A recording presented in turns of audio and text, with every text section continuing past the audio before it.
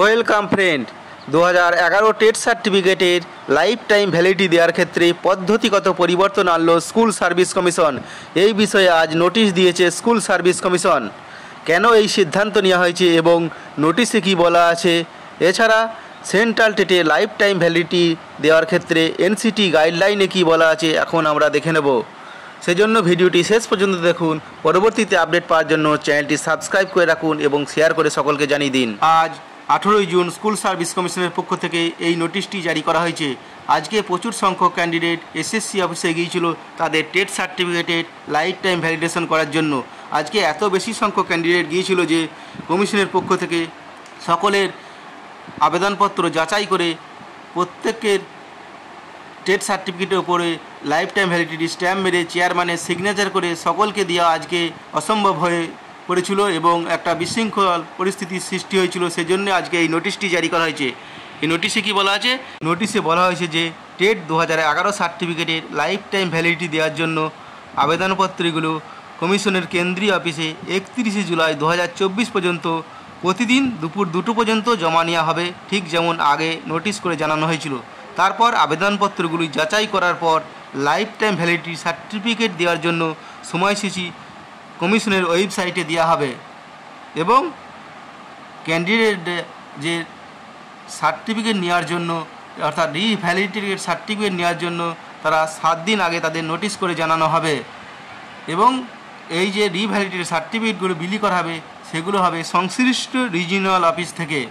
তাহলে বিষয়টি দাঁড়ালো, অরিজিনাল টেট সার্টিফিকেট সহ আবেদনপত্র জমা করতে হবে কমিশনের কেন্দ্রীয় অফিস আচার্য সদনে।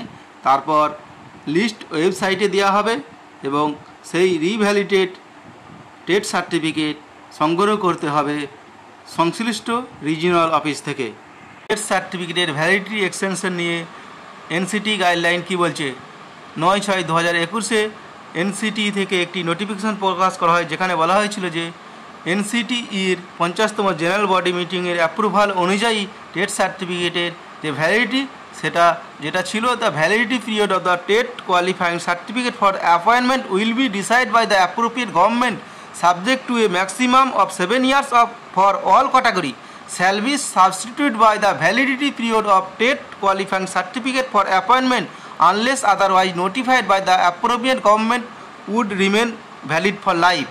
অর্থাৎ টেট ভ্যালিডিটির যেটা 7 বছর সর্বোচ্চ ছিল সেটা পরিবর্তিত হয়ে কি হচ্ছে করতে বলা হয়েছে, যেটা সরকার নিয়োগের জন্য টেটের যে সার্টিফিকেটের বৈধতা সময়কাল যদি না যথাযথ সরকার দ্বারা অন্যথায় অবহিত করা হয় তাহলে সেই সার্টিফিকেটের ভ্যালিডিটি আজীবন থেকে যাবে। এর জন্য কি বলা হয়েছে? যেহেতু এই নির্দেশিকা পূর্ববর্তী তারিখ থেকে প্রভাব ফেলবে, তাই যাদের সার্টিফিকেটের মেয়াদ 7 বছর অতিবাহিত হয়ে গেছে সেই প্রার্থীদের নতুন করে টেট সার্টিফিকেট অথবা পুনরায় বৈধতা দেওয়া হয় তাহার ব্যবস্থা নেওয়ার জন্য রাজ্য সরকার, সেন্ট্রাল বডি অথবা ইউনিয়ন টেরিটরিদের যথাযথ ব্যবস্থা নেওয়ার জন্য বলা হয়েছে। ভিডিওটি শেয়ার করে সকলকে এই বিষয়ে জানিয়ে দিন। ভিডিও ভালো লাগলে লাইক করবেন এবং পরবর্তীতে এই ধরনের আপডেট পাওয়ার জন্য যদি এখনও পর্যন্ত সাবস্ক্রাইব না করে থাকেন তাহলে চ্যানেলটি সাবস্ক্রাইব করে দেবেন। ধন্যবাদ। এই যে নোটিশটা দেখছেন এর পিডিএফ কপি ডেসক্রিপশন বক্সে পেয়ে যাবেন, সেখান থেকে ডাউনলোড করতে পারবেন। ধন্যবাদ।